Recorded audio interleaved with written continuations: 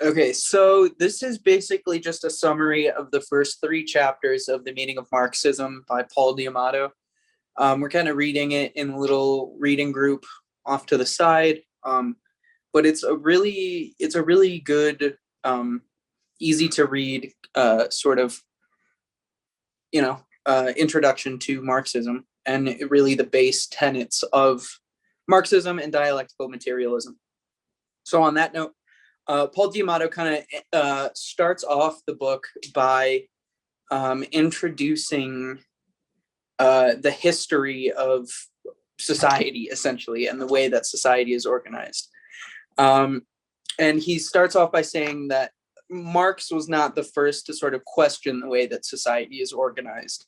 In fact, against maybe some modern Marxist thought, the first sorts of people who are documented in questioning society are religious people. In the 1300s, this guy named John Ball was this Christian preacher who was saying, if we are all descended from one father and one mother, Adam and Eve, how can the Lord say or prove they are more lords than we are, save they make us dig and till the ground so that they can squander what we produce? And then he lists all that like they being the ruling class, all of their fancy clothes and this like abundance of food. And then he says, but it is from us and our labor that everything comes and with which they maintain their pomp. So he also recognized, not just that society was fucked up, but his own place in these, in those relations. Then later on, this guy Thomas Skidmore wrote a book. I can't remember. I didn't write down what it was called. The Rights of Man to Property, and that was basically written in direct response to what Thomas Jefferson was writing as like philosophy at the time. Known human trafficker and the founder of the United States, Thomas Jefferson. So Thomas Skidmore wrote that technology would eventually be used, like steam technology that was being developed at the time in the 1800s, would be used for the benefit of the people that owned it. And the people that owned it at the time were the capitalists, the rich folks who already owned everything else. He wrote that technology would be used for the benefit of them directly against the interests of the rest of everybody else, the workers and everybody else, saying that this technology was likely to greatly impoverish or completely destroy the poor. So again, people other than Marx have critiqued society pretty reasonably. In that same vein, we have these utopians come out, right? And these utopians say that if we have these little islands of communal living, then we can demonstrate to the rest of society how it should be. And then Paul D'Amato says, like, his wording is, on the sheer force of will or human logic, the ruling class will come around. And so that right there, as we can all sort of see, is an example of socialism from above, which never works. And like I said, it never works because of the outside influence of society, of capitalism in general. Most of these groups failed, and these projects failed pretty quickly because they weren't a threat or a challenge to the system as a whole. And then Paul D'Amato says these utopians confused what is with what ought to be, which there's, as we'll go into later, there's no problem with thinking about what ought to be, but when you're acting on what ought to be instead of what is, then we come into some serious issues. Marx and Engels both challenged then this idealism and the materialism of the time, saying, and then this is a D'Amato quote, materialism divides the people into two categories, the passive majority and the thinking elite. And this thinking elite is somehow like outside of all influences of society, and then can like lead the rest of society to this, utopia. And it doesn't work like that. Then idealism without any connection to the real world, like I was talking about before, lacks any materialism, and you can't change any social conditions if you're not looking at those actual social conditions and recognizing that you are a part of those social conditions. D'Amato says Marx gets around that sort of stuff and then sort of combines the two, saying that historical change is the self-conscious activity of the people. The oppressed change their ideas. They changed their ideas throughout history and their own conditions through revolutionary action.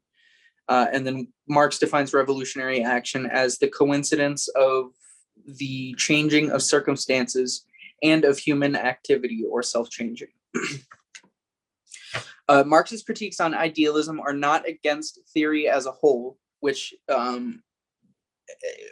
if you were doing a passive reading, you might think that, this is completely, casting aside idealism. But they're against interpreting the world without trying to change it. Interpreting the world without trying to change it. Those are two quotes. So it's against, as I believe Huey Newton says, the theory without practice thing. You can't have theory without practice. Theory without practice ain't shit. Marx, then there's this Marx quote that I really liked that D'Amato puts in there. The class which has the means of material production at its disposal. The class which has the means of production, the means of material production at its disposal, has control of this at the same time over the means of mental production, so that, generally speaking, the ideas of those who lack the means of mental production are subject to it. So again, going back to the fact that you can't exist in society without also being influenced by that society. And like we have said, the ideas of that society are the ruling ideas of that society, which are developed by the ruling class, which is the owning class. The ruling ideas are nothing more than the ideal expressions of the dominant material relationships. So there you go. The people who own things are in charge of creating the ideas of that society, essentially. This is shown in modern examples by McGraw-Hill. They're a textbook manufacturer, but they're also, I think, owned in part by a couple of oil companies. Also, those same textbooks neglecting to mention the fact that the Trail of Tears was a genocide, or various other genocides that happened that Western countries were complicit in. Then there was another, he mentioned a Lenin quote that I meant to write down the entirety of, but I don't have. I believe it was in chapter 2 if somebody wanted to check that out. But anyway, in order to change society, one must take a side in that society, rather the side of the oppressed people or the side of the oppressor. Because right, we just said that there are two sort of groups of people, right? There are the ruling people, the people who own everything, and then there are the people who work, the people who produce things. So to take a side, right? We're taking the side of the oppressed, of the working class. And in order to take that side, one must understand that side. So wage workers can want to ask for more money, and talk to their bosses and shit. But bosses only raise wages in response to mass organization or labor shortages, which again, we're seeing now. Since the Occupy movement, there have been general strikes attempted every year in various points of the year. There's May Day protests.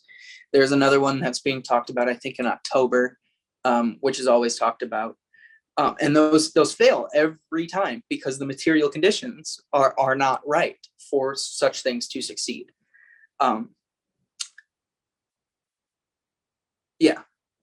then you also have to understand that these sorts of ideas are directly against ruling ideas and against the interests of the ruling class. So you're essentially made an enemy by taking a side here. So then how do we determine here that this or that sociological view or historical opinion or whatever is correct? That's where we come into this, the Marxist conception of materialism. So a coherent worldview is shaped in part in the course of challenging capitalism, but it is also shaped by coming to grips with the historical experiences of past struggles and by scientifically investigating the way our society works. So I mean, that's pretty simple right there. So in, sort of looking outside of your place in capitalism or the current system, by taking a side and realizing that you are part of, say, the working person, or the working people, you sort of start to challenge the ruling ideas. But you also have to scientifically investigate the way that society works by using this method that Marx and Engels developed, right? So materialism in this sense, in the most basic sense, is the idea that all reality is based on matter. So your thoughts are literally based on your brain, which is matter, and then those thoughts are also shaped by your experiences, and your interactions in society. Ideas are derived from experiences with the material actual experience. Marx says it is not consciousness that determines life, but life that determines consciousness. So there was life before humanity, and there will be life after humanity. Consciousness as a function of life did not, as we know, did not really come about until humanity was able to define it, which is a different, philosophical argument. But anyway, actual philosophical idealism is demonstrated by the ruling thought that poverty can be overcome by individuals. It's also demonstrated by the United States continuing to give arms and funding to Israel under the guise of protecting their religious identity. That's not the case. We have significant interests in the Middle East, and we will protect them at any cost. Not we, but the United States, the West. Paul D'Amato had this Reagan aside where Paul D'Amato has this Reagan aside where he mentions this quote that Reagan gave in the 80s: people who are sleeping on the grates, the homeless, are homeless, you might say, by choice. Which is, again, obvious. That's idealistic. That's not the truth. I mean, it would be a lot easier to think that people just chose to be poor, or people just, people just chose to be poor, people just chose to be homeless, but that's not the case. There are material factors that make that the case, right? And the material factors that made that the case in the 80s were that Reagan halved the public housing budget and reduced federal spending to local governments. So he completely ignored his own policy factors that made this the case, and instead had this ideal, that poor people chose to be that way. And then that reinforces people voting for people like Reagan and shit like that. And just goes to show, pray your way out of poverty. Thoughts and prayers your way out of COVID. Yeah, and I mean that's it right there. Like, Paul D'Amato also then says thought not grounded in reality is impotent, which I thought was great. I thought that was awesome. It's a good metaphor. What people say and think about the world must be what people say and think about the world must be judged in light of social and economic conditions that govern their behavior. And Paul D'Amato uses this to he uses this to sort of explain racist and sexist ideas in folks that might also be down with ideas rooted in solidarity, like union organizing and shit like that. Which, yeah, because of that, because of the convenience of idealism, I think that is the ruling ideology. That has always been the ruling ideology, because it's easier, again, to sort of shift stuff off into this this ideal, and then we don't have to think about the actual things, the actual variables that can be changed in order to make things better. We can just say that, oh, well, God made it this way, or, you know, insert deity here, made it this way. But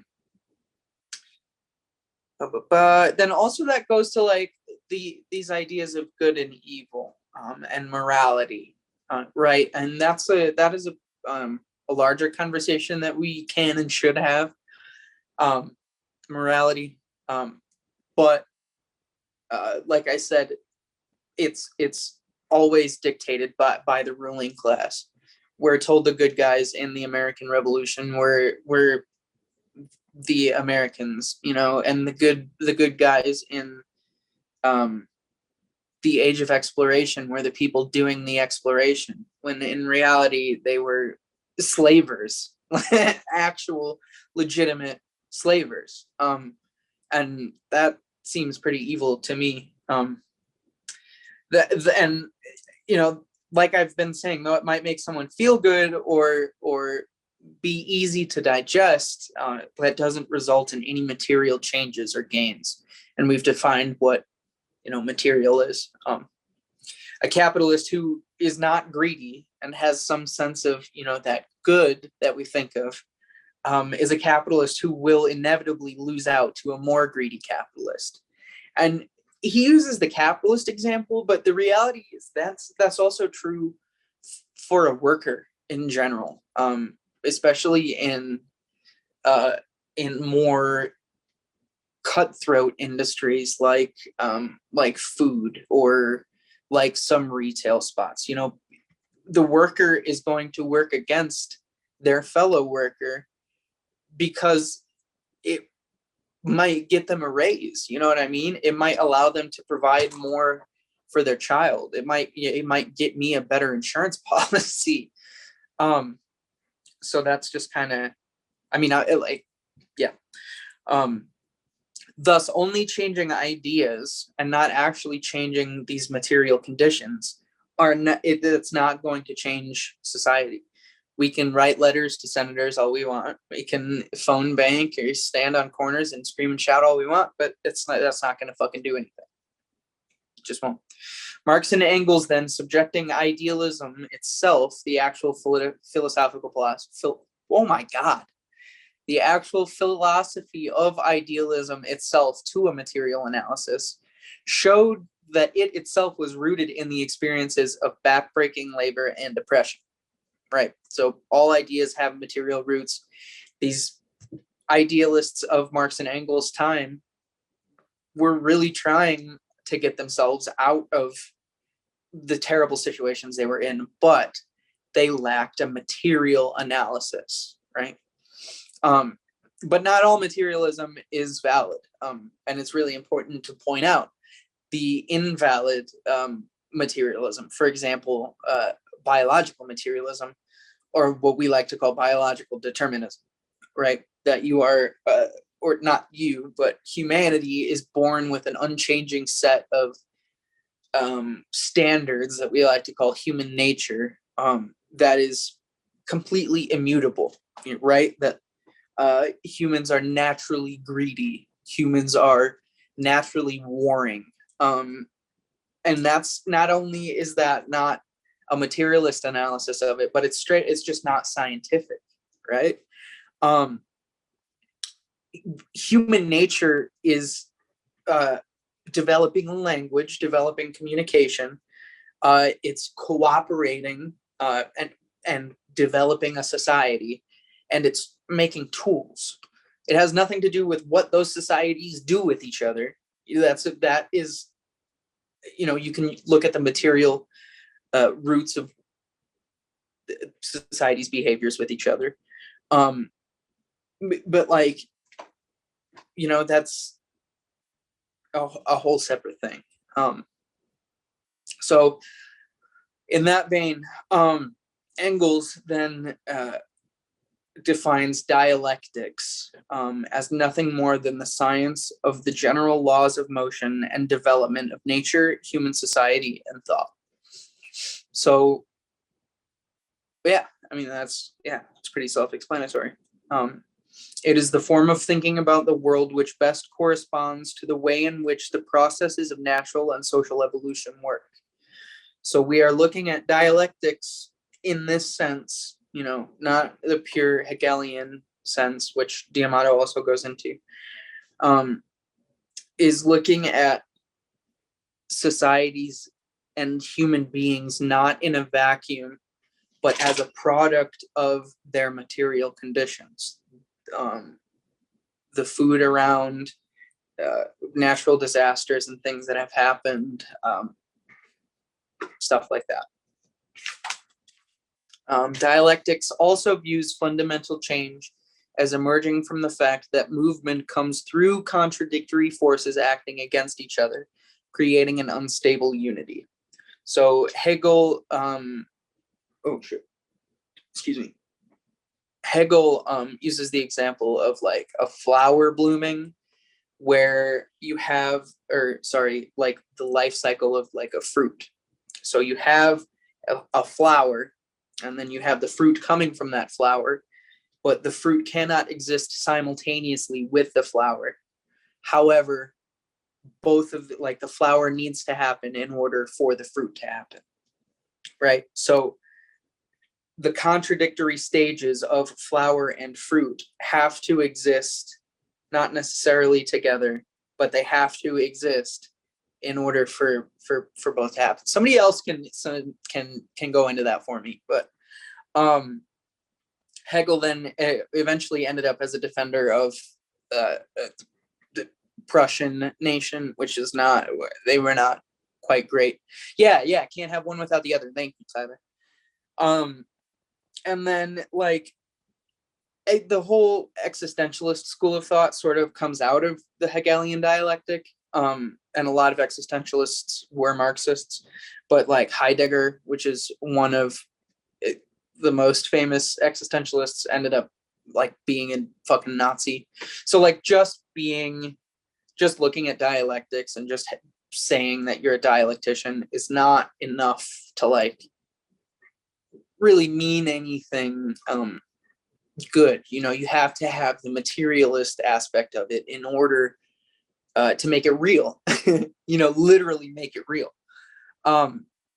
Historical materialism, therefore, is not it's not looking at what is made, but how, and by what instruments of labor, and that sort of arrangement, organization, not what is made, but how, and by what instruments of labor. That distinguishes different historical epochs, right? The division and organization of that labor.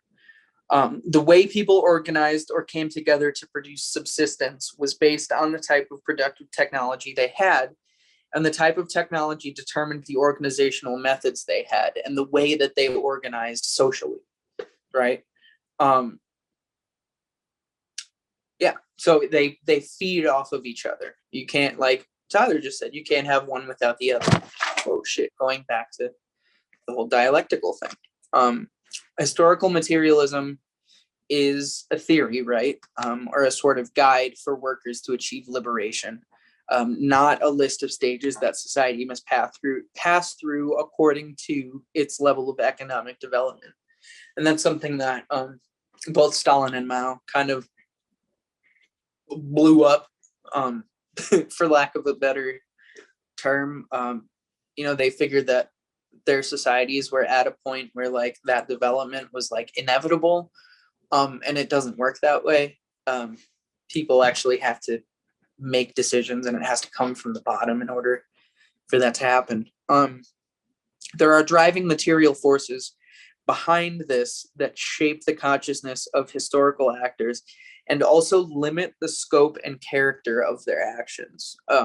So like what I was thinking when I read that was like, people always talk about, well, this is what I would do if I were, in fucking Nazi Germany, which is always a weird thing to say. Or, this is what I would do if I knew about 9/11. And it's like, the reality is you would probably do nothing, because you have a job and you wouldn't want to lose that job. That's just how it works. I didn't make the rules. Material conditions do not determine anything but the constraints. Wow, okay, that sounds bad now that I'm saying it. Material conditions determine constraints on what is possible at any given moment, in terms of history. So then here we come to Marx's definition of historical materialism. And I believe D'Amato took this from Capital. I use the term historical materialism to designate the view which seeks the cause and great moving power of all important events in the changes in the modes of production and exchange. Yeah. So it is, again, like I said, it's a theory or a sort of method to kind of get to the bottom of what has created change in society, and it's always been the workers. Marx noted this really worked only for written history, as hunter-gatherer societies didn't have the contradictions that made any of this necessary. So D'Amato then goes into talking about how before agriculture as we know it was standardized or sort of integrated into mass society, there wasn't a surplus with which to take advantage of. And because of that, there was no ruling entity to lord over the surplus. Some folks have called that sort of stage like proto-communism or primitive communism. But that's not even appropriate because, and he goes into that and other people go into that, because there wasn't, again, the factors that make terms like communism, capitalism, and socialism necessary. It was just people got what they needed when they needed it, and there was planning and shit, but it wasn't, again, there was no surplus for people to lord over and then for people to threaten with taking away, which is the big thing. Anthropological research, aka science, has shown that most societies that foraged and did simple agriculture, which he says is also called horticulture. So we're talking just like, having orchards and like having, small berry farms for the village, not huge, square mile tracts of just corn or just soybeans, shit like that.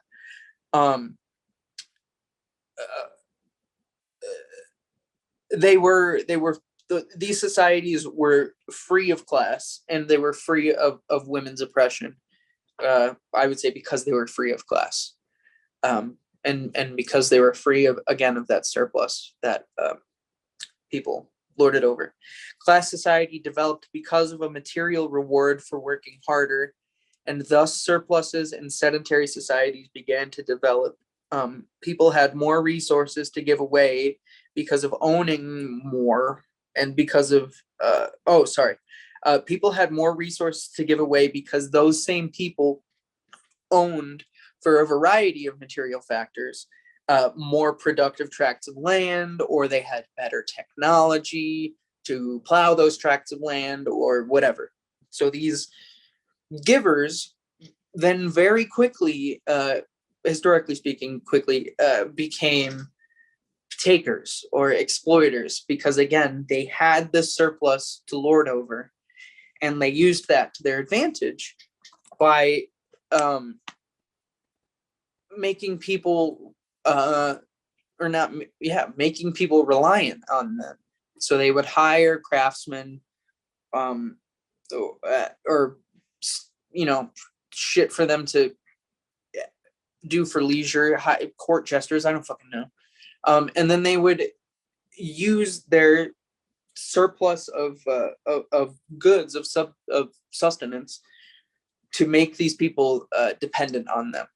And so then instead of, working for the benefit of society, they became this class, this owning group of people that used their power not only to make themselves more wealthy, but also to subjugate other people.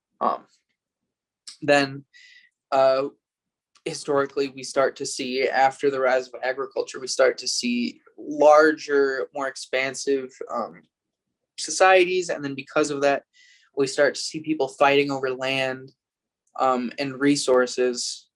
And we get to the whole human nature is war, and human nature is blah blah blah, and that's not really the case.